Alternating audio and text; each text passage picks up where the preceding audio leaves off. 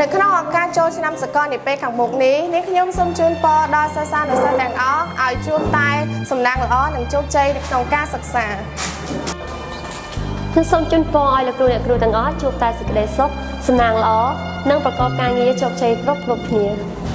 In the upcoming New Year's Day, I would like to take this opportunity to wish everyone a very happy New Year's Day and hope they have an enjoyable time. In addition, I'd like to hope the new year brings everybody lots of health, much wealth and lots of happiness.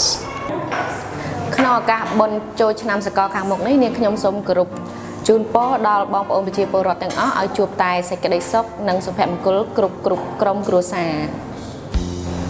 I would like to wish to all the students who study in the CAMFIRST school to be success in their study and get happiness in their family. នាងខ្ញុំសូមជូនពរដល់ប្រជាពលរដ្ឋខ្មែរទាំងអស់ជួបតែសុភមង្គលនិងវិបុលសុខគ្រប់គ្រួសារសូមជូនពរថ្នាក់ដឹកនាំបុគ្គលិកលោកគ្រូអ្នកគ្រូ